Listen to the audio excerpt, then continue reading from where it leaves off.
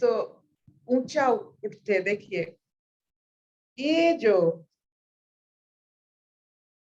अपने छाती को आगे और बाजू में जब खुलता है, इट हैज ट्रेमेंडस इफेक्ट अपने लंग्स के ऊपर, जिसके कारण ये सामने खुलना और बाजू में खुलना, ये छाती जब खुलता है तो आप जो सांस लेते हो और छोड़ते हो वो बहुत कमाल का होता है। ये एक जिसे कहते हैं इट इज एन एट्रीब्यूट। जो सीधा बैठते हैं, मेरुदंड सीधा होता है, भर भर के सांस लेते हैं ताकि वो उठे, ऊंचाई अनुभव करे। हर एक सांस में ऊंचाई है। देखिए कितनी ऊंचाई।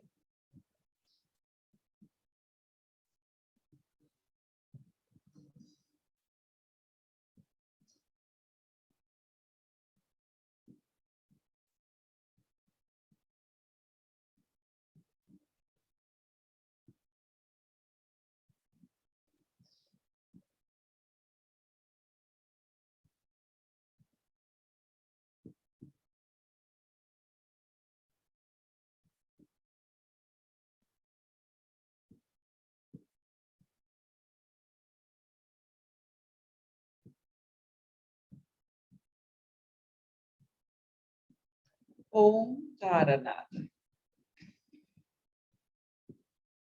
ओम।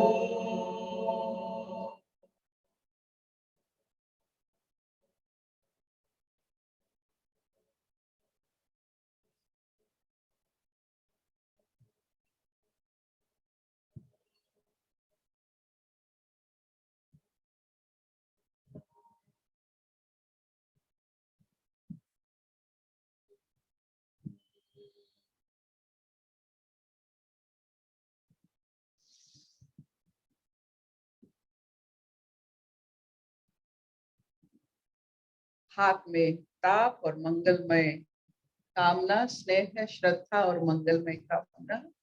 इससे पहले आप खुद लीजिए, खुद का बनाया हुआ स्नेह, श्रद्धा, मंगलमय कामना पूरा आप खुद अनुभव कीजिए। Touch every part of your body and से थैंक यू।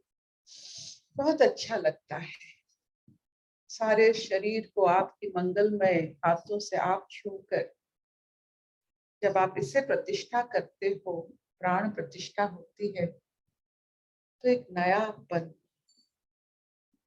जैसे एक नई काया,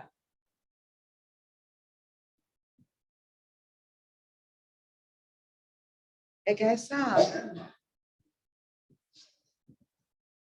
जो खुद आप अपने आप को दे सकते हैं।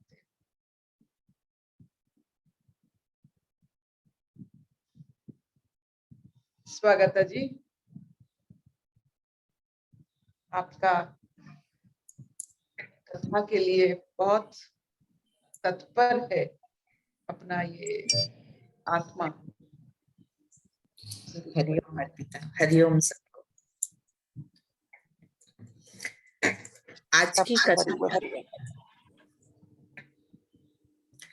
आज की कथा है भास और विलास का संवाद। जीव का परम उद्देश्य, जीवन का अंतिम प्राप्य स्थान, मनुष्य का सर्वोत्तम ध्येय, आत्मानुभव स्वरूप परमानंदमय मुक्ति है। उसको न जानता हुआ भी प्रत्येक जीव उसी की तलाश में है। जब तक उसकी प्राप्ति नहीं होती तभी तक संसार समुद्र में गोते खाने पड़ते हैं। अज्ञानवश जीव अनात्म पदार्थों को आत्मा समझता है। जहां आनंद नहीं है वहां पर आनंद की कल्पना करता है और ये समझता रहता है कि अमुक वस्तु की प्राप्ति से उसे परमानंद की प्राप्ति हो जाएगी। किंतु उस वस्तु के प्राप्त कर लेने पर ही उसे ये मालूम हो जाता है कि ऐसा समझना उसकी भ्रांति थी। क्षण भर पीछे ही उसकी फिर वही दशा होती है। किसी दूसरी अप्राप्य वस्तु की ओर उसका मन दौड़ जाता है और वह उसको प्राप्त करने में अग्रसर हो जाता है। प्राप्त हो जाने पर फिर उसे यही मालूम होता है कि उसका विचार ठीक नहीं था। जब तक उसको परमानंद के यथार्थ स्वरूप का पता नहीं लग जाता और वह उसका अनुभव नहीं कर लेता, तब तक इस प्रकार की भ्रांतियां बराबर होती रहती है। इस भ्रांतिमय जीवन में कभी चैन नहीं मिलती, सदा ही अशांति रहती है। इस संबंध में वशिष्ठ जी ने रामचंद्र जी को भास और विलास का उपाख्यान सुनाया, जो इस प्रकार है। सज्जाचल पर्वत पर अत्रि मुनि के आश्रम के समीप 2 मुनि रहते थे। उनके 2 पुत्र वास और विलास नामक थे। उनमें एक दूसरे के प्रति घनिष्ठ प्रेम था। एक दूसरे से कभी भी जुदा नहीं होता था। दोनों का रहना, खाना, पीना और सोना एक साथ होता था। इस प्रकार रहते रहते उन दोनों के माता पिताओं की मृत्यु हो गई। दोनों ने मिलकर मृतक सत्कार किया। कुछ समय के पीछे दोनों देश देशांतर में घूमने के लिए निकले। दोनों मित्र भिन्न दिशाओं में गए और संसार में खूब घूमे और नाना प्रकार के अनुभव प्राप्त किए। कुछ काल पीछे वे अकस्मात एक ही स्थान पर आ मिले। एक दूसरे को देखकर उनको बहुत ही आनंद हुआ। विलास ने भास से पूछा, भाई भास, आज आप बहुत दिनों बाद मिले हो। आपको देखकर मुझे बहुत ही खुशी हुई है। कहो, इतने दिनों तक कुशल से तो रहे? भास ने उत्तर दिया, भाई विलास, इस संसार में कौन कुशल से है? सदा ही किसी न किसी प्रकार का दुख लगा रहता है। जब तक मनुष्य को आत्मज्ञान की प्राप्ति नहीं होती, तब तक कुशल कहाँ? जब तक परमानंद की प्राप्ति नहीं होती, तब तक कुशल कहाँ? जब तक मनुष्य इंद्रियों के विषयों के पीछे सुख की तलाश में दौड़ता रहता है, तब तक कुशल कहाँ? जब तक मन में विषयों के सुखों की वासना रहती है, तब तक कुशल कैसी? जब तक बुद्धि सांसारिक रहती और आत्म विचार नहीं करती, तब तक कुशल कहाँ?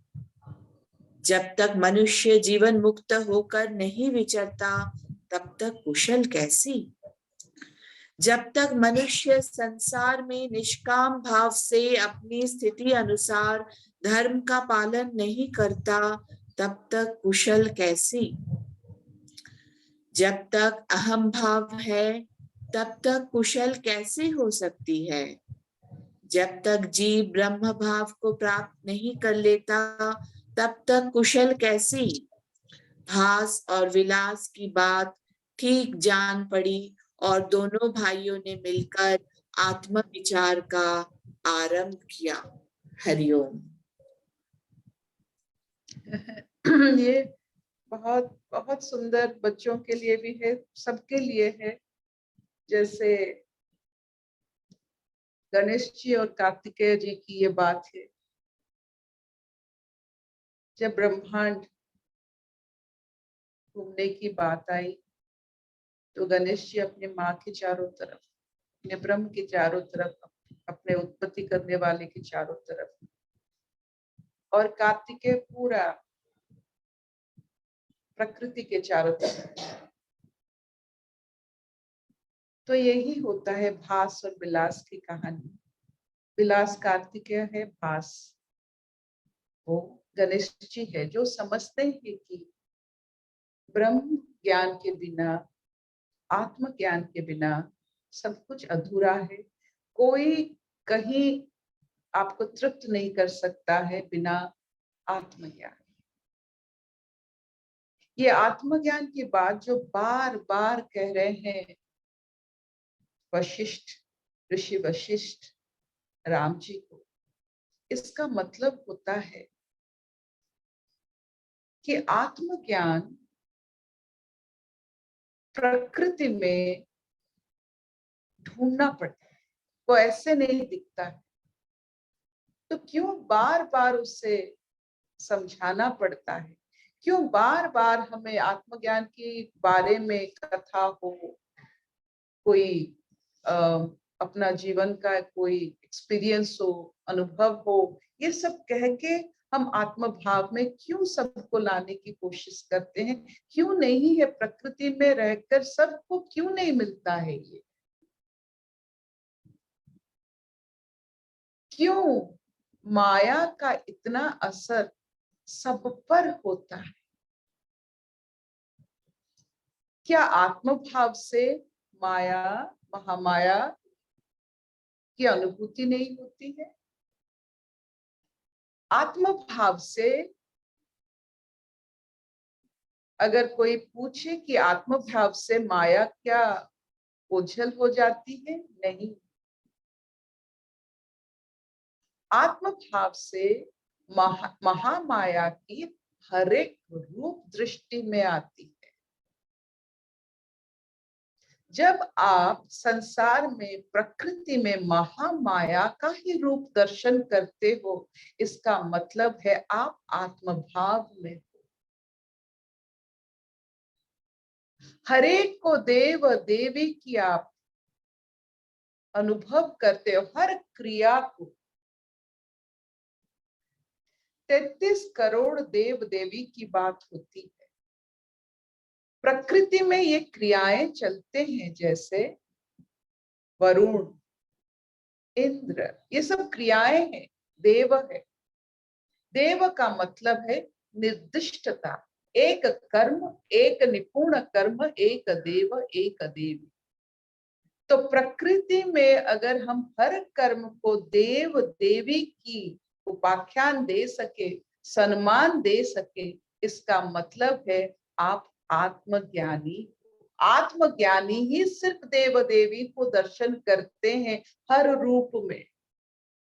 ये 33 करोड़ देव देवियां जो लिखा गया है हमारे सनातनी धर्म में, इसका मतलब है प्रकृति में हर क्रिया को देव क्रिया या देवी क्रिया कहा जाता है।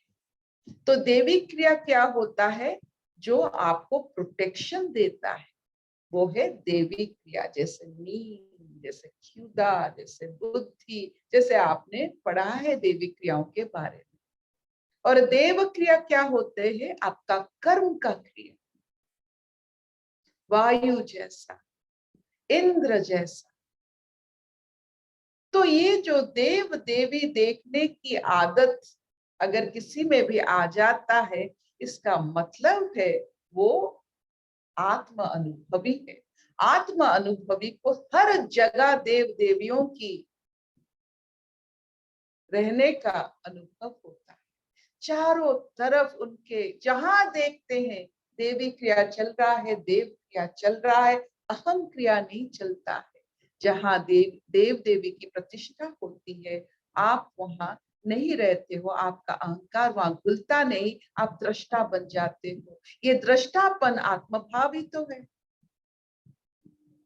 आप देखो, आपको भूख लगी है, क्षुधा, या देवी सर्वभूतेषु क्षुधा रूपेण संस्थिता। क्षुधा है, देवी रूप है। आत्म भाव में क्षुधा को आप देवी मानते हो। जब आप देवी मानते हो, कैसे खाओगे? इंद्रियों के भाव से खाओगे या प्रसाद के भाव से खाओगे? जब आप क्षुधा को देवी मानते हो, जब आप अपने निवाले लेते हो, तो देवी की ये अनुभूति होती है, आप कैसे खाओगे? या देवी सर्वभूतेषु निद्रा रूपेण संस्थिता। आप देखिए प्रकृति की हर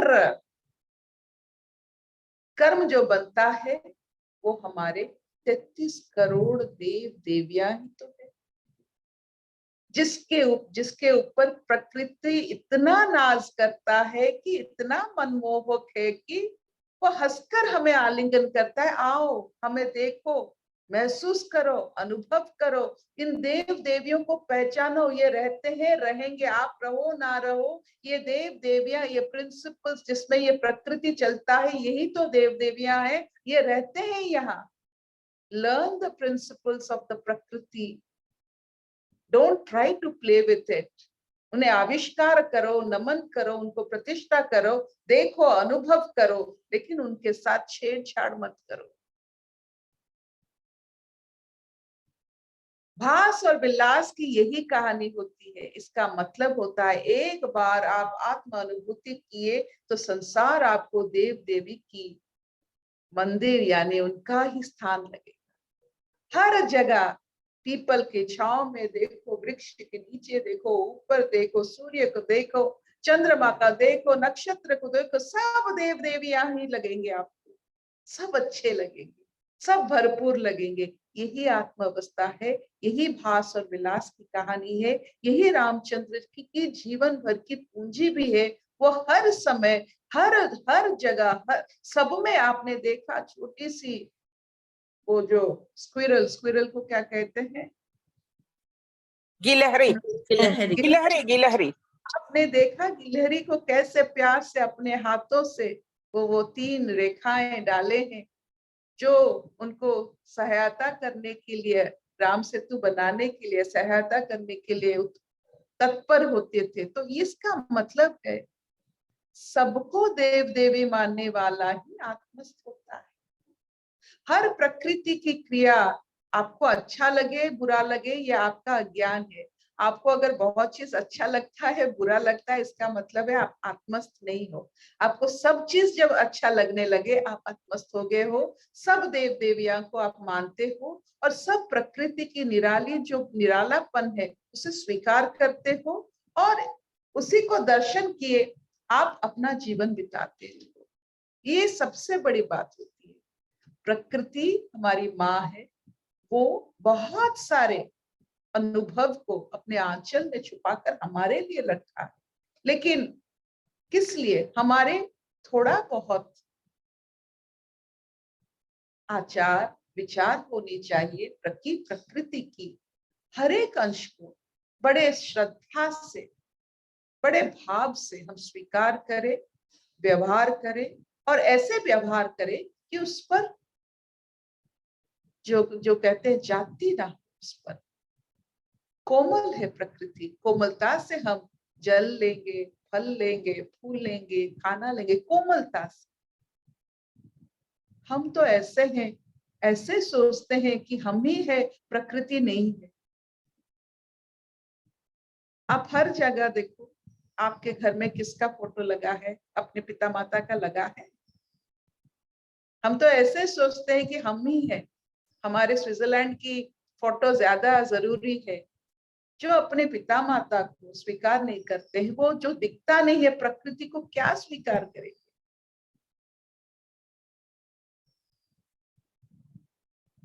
तो इसलिए हे आत्मस्थ, हे आत्म भाव में रहने वाले योगी मुनि ऋषियों, प्रकृति 33 करोड़ देव देवी का आस्थान है, उसे स्वीकार कीजिए और सब अच्छा लगे। ये आपके ऊपर प्रकृति का आशीर्वाद है। Any question?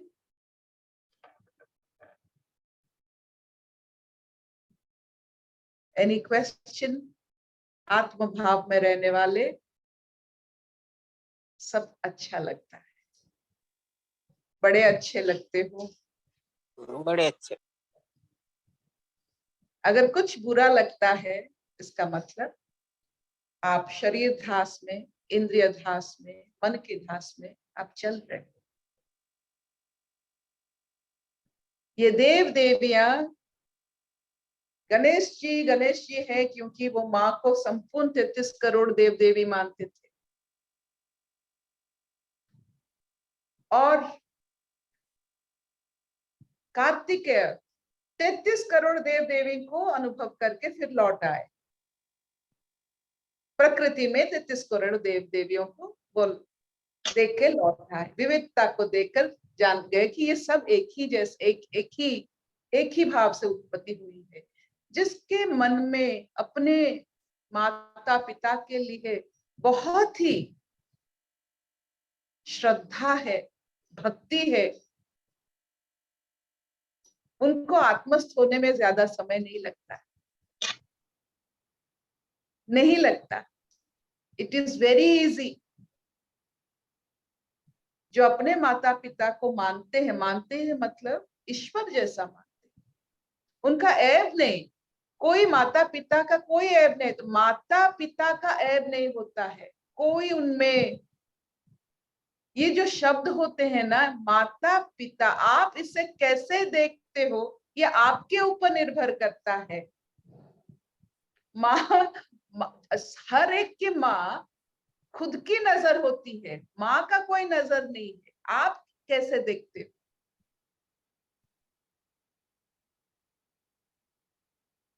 Any questions? I would like to take 1 or 2 questions. This is very important.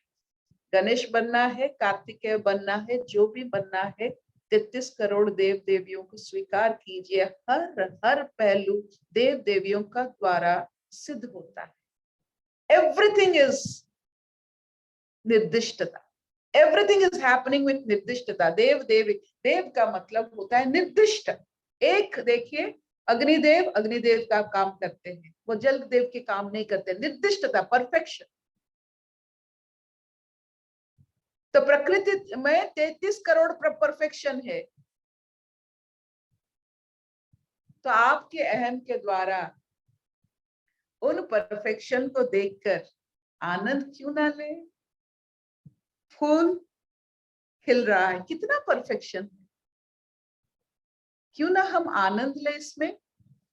कौन सा घर में हम कौन सी बात में इतना परफेक्शन करते हैं कि फूल खिलने से भी और ज्यादा लगता है कि हमने इसको खिला दिया।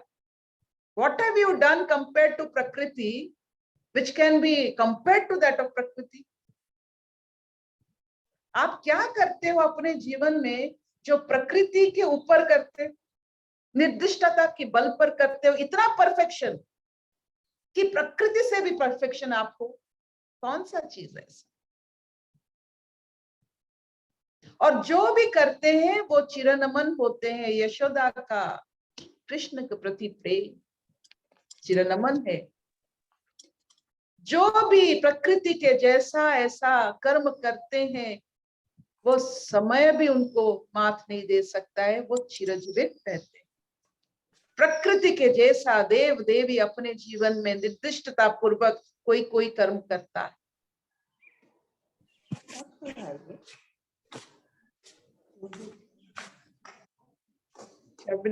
Any questions? अर्पिता जी, मेरा एक क्वेश्चन है यहाँ पे कि ये आपने जो बोला बड़े अच्छे लगते हैं, वो आगे लाइन है ना, ये धरती, ये नदिया, ये रहना और तुम। बट कभी कभी लगता तो सब कुछ अच्छा है, बट कभी कभी जब बहुत ज्यादा प्रतिकूल हो जाता तो अच्छा नहीं लगता, तो वहाँ पे क्या करें? तो इसका मतलब होता है आप कभी कभी देहदाश में आ जाते हो। जब आपको सब कुछ अच्छा लगता है, आप आत्मस्थ हो। ये अपना मार्कर ले लो कि जब मुझे सबको ही अच्छे लगते, सब अनुकूल लगता है, इसका अर्थ होता है मैं आत्म अवस्था में हूँ। आत्म अवस्था में सब कुछ अच्छा लगता है, सब कुछ। द्वंद नहीं, ग्लानि नहीं, पीड़ा नहीं, शोक नहीं, प्रश्न नहीं, उत्तर नहीं, कुछ नहीं, भरपूर। Thank you. हम जब देहदाश में, इंद्रियों की दास में, मन के दास में आते हैं, ये सब आहिस्ता आहिस्ता उसकी उत्पत्ति होती है। इसीलिए हमारे जीवन में देव देवियों की प्रतिष्ठा होनी चाहिए। हम जो देव देवियां अपने प्रतिष्ठा करते हैं, अपने हिसाब से होनी चाहिए, ताकि जब भी मन शरीर धास में आ जाए तो देव देवियों की धास में अगर हम पकड़ लेते हैं तो देखिए, आज जैसे माँ सरस्वती हमारी इष्ट है, हम जब शरीर धास में आते हैं तो माँ सरस्वती को ध्यान करते हैं। शरीर में जब हम माँ सरस्वती को ध्यान करते हैं, उन्हीं को धारण करते हैं, तो ये शरीर धास चला जाता है। शरीर धास में देवी रहती है जी। एक क्रिया है ये। हमारे जो देव देवियों की जो हम उनको धारण करते हैं अपनी भक्ति से, अपनी ध्यान से, इसका मतलब है ये शरीर धास से थोड़ा मुक्त हो जाए, देवी धास में थोड़ा रह जाए। आत्मधास से लेकर हम देवी धास तक आ जाते हैं, शरीर धास से हमारा नाता खत्म हो जाता है। ये जो नाम रूप कि मैं ये हूँ वो हूँ, ये सब खत्म हो जाता है जब आप बड़े श्रद्धा से अपने इष्ट को, जो देवी का हो, देव का रूप हो, निर्दिष्टता का रूप हो, उसे आप मानते हो, धारण करते हो। आप ही नहीं रहते, वो रहते हैं। तो आप देखो, आत्मभाव से आप निकले, शरीर धास से पढ़ने वाले थे, देवी महात्म्य आ गई बीच में। Thank you. यही होता है। इसीलिए देव देवी का आकार हम रखते हैं, ध्यान करते हैं कि वो ही ये शरीर पूरा उन्हीं के जैसा हो जाए, हम उन्हें धारण कर लेते हैं। 20 सेकंड हमने बताया आपको, हमारा जहन ऐसा है कि आप 20 सेकंड, 20 मुहूर्त अगर किसी चीज में आप मन लगा लेते हो, आप उसे धारण कर लेते हो। आप सांप में भी 20 मिनट 20 सेकंड लगा लो, आप उसे धारण कर लोगे, आप सांप जैसा होगे, ऐसे ऐसे चलोगे। बहुत सारे लोग ऐसे होते हैं, सांप को खेलते हुए देखते हैं। आप भूत प्रेत क्या होता है, ऐसा चीज देख लेते हैं और खुद में वो ऐसे हो जाते हैं, उनको लगता है कि वो सांप बन गए। ध्यान और धारण ऐसा ही होता है, वो भी नागिन डांस करते हैं सांप जैसे। मैंने एक बच्चे को देखा था, एक पेशेंट को देखा था। कहा जाता है जब नाग नागिन नृत्य करते हैं, अपने रंगों में फंसे हुए रहते हैं, जब आप कोई अपना वस्त्र डाल देते हो उसमें, अगर वो चढ़ जाते हो, नाचते हैं, तो आपके लिए बहुत जीवन में बहुत अच्छा होता है। तो एक बेटे, एक माँ थी, वो एक नाग नागिन को नृत्य करने हो रही थी, तो बेटे का शर्ट उतारकर वहां फेंक दिया और वो नाग नागिन उस पर चढ़ने लगे, नृत्य करने लगे। तो फिर वो ले आई और जब वो बच्चा पहना वो शर्ट को, वो भी नाग नागिन जैसा होने लगा। तो ध्यान धारणा ऐसा ही होता है। तो उसको लगा कि वो नाग बन गया है, वो नागिन बन गया, तो ऐसा हो उसको समझाते समझाते, उसको ट्रीटमेंट करके करके वो फिर नॉर्मल, नहीं तो हर समय ऐसे नाग की तरह हिलता था। यही होता है, जिसको आप ध्यान करते हो, मान लेते हो, उसी को आप धारण करते हो। आप नाग भी बन सकते हो, बिच्छू भी बन सकते हो, आप जितने जितने चीज को भय करते हो वो सब आप बनते हो, क्योंकि भय की चीज को आप बहुत निखार कर देखते हो। 20 सेकंड के आप 40 सेकंड भी देखते हो। जितने भय की चीज आप में है, आपके अंदर आया कैसे, आपने उसे ध्यान किया है। सो इस ध्यान से, संसार के ध्यान से मुक्त करने के लिए हमारी ये देव देवियों का प्रतिष्ठा हुआ है। एक धारण कीजिए। अशतो मान सद्गमय तमसो मान ज्योतिर्गमय मृत्युर्मान अमृतंगमय सर्वे निष्ठिनः सन्तु सर्वे सन्तु निरामय सर्वे भद्राणि पश्यन्तु मा कश्चित् दुःखभाग् भवेत्। ओम शांति शांति शांति। So this finishes a session,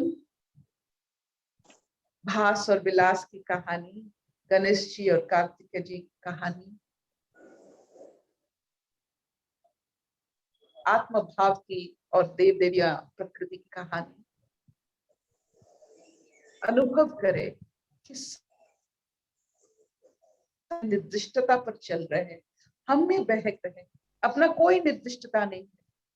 जब हम निर्दिष्ट बन जाएंगे, हम भी देव देवी बन जाएंगे।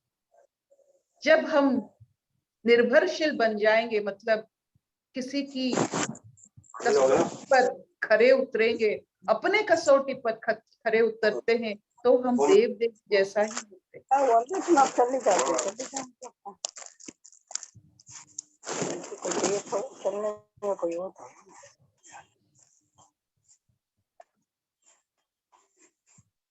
चाली वो छपना नहीं। हाँ मामा।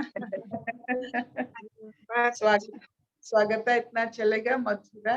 शैली जी चलेगा अर्पिता, चलेगा। Yes, yes, Sarpita. Lovely. ठीक है मैडम, संध्या मैडम चालीवा, ठीक है। Thank you. Thank you.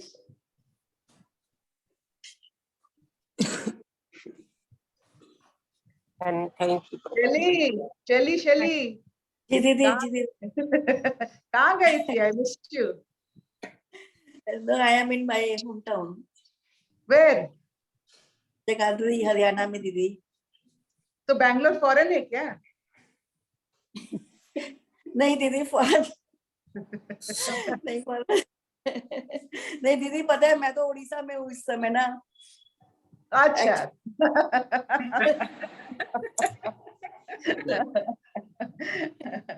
अरे एक दिन आप सबको एक उड़ीसा की साड़ी जरूर पहनाऊंगी, because उड़ीसा's handloom is the best in the world.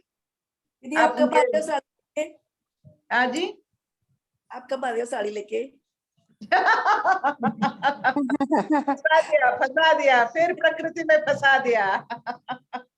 जरूर जाएंगे, जरूर जाएंगे। God bless you all. God bless you all. God bless you.